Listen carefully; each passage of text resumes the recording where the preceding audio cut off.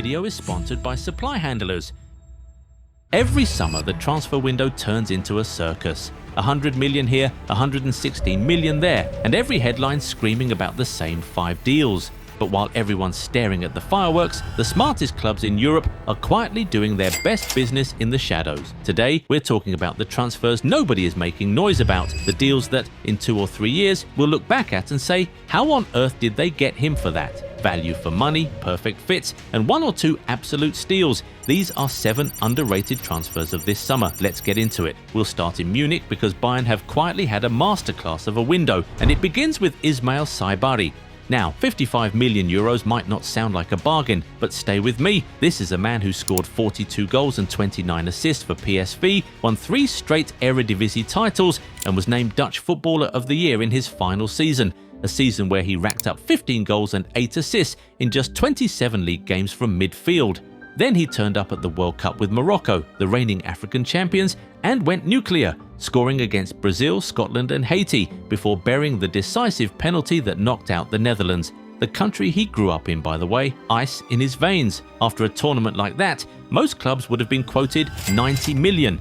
But Bayern had agreed the deal early before the hype train left the station and tied him down until 2031. The feat puts him alongside Harry Kane and Matthijs de Ligt among the biggest signings in the club's history, except this one might end up looking cheap. In a summer where Matheus Fernandes went for £85 million, 55 million euros for a proven 25-year-old serial winner in his prime. That's not spending, that's shopping smart.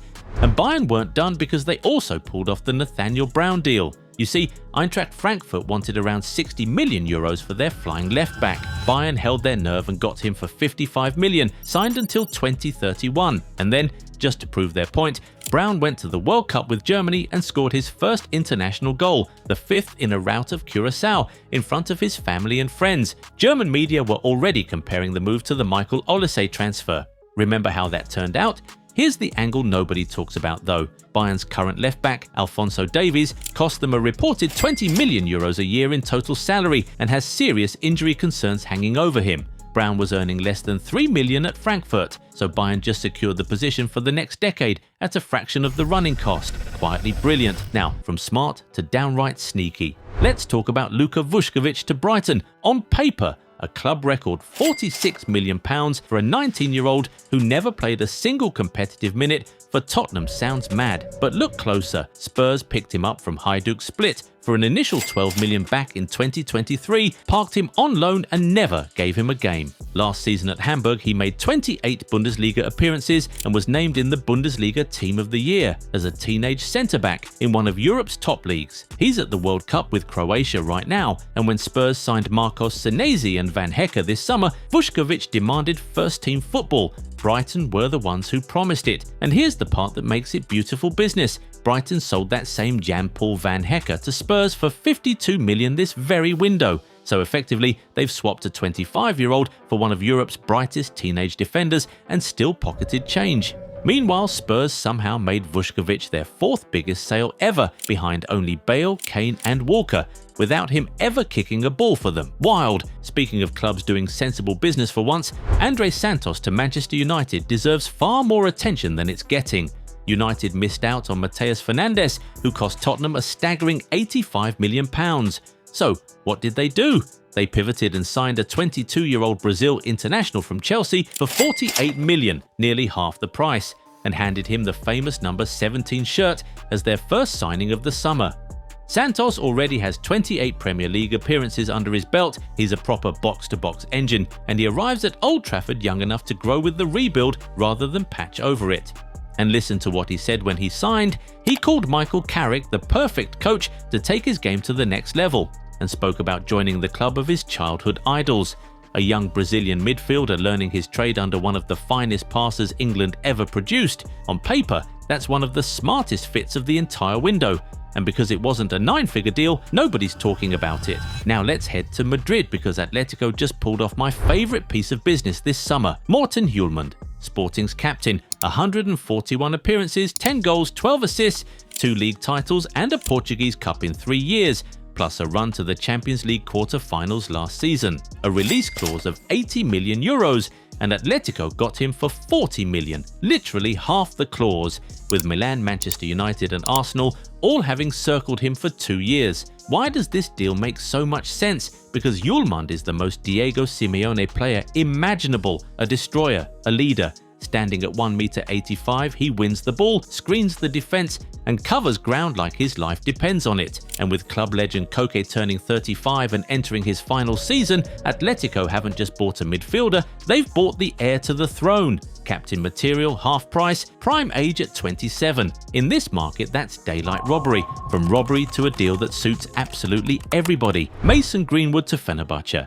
Whatever you make of him, the numbers in France were frightening. Marseille paid 26 million euros for him in 2024.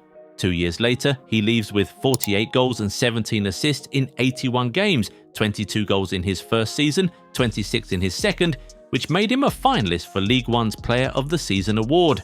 Marseille sold him for 39 million euros, their biggest sale in history, because their accountants needed the money.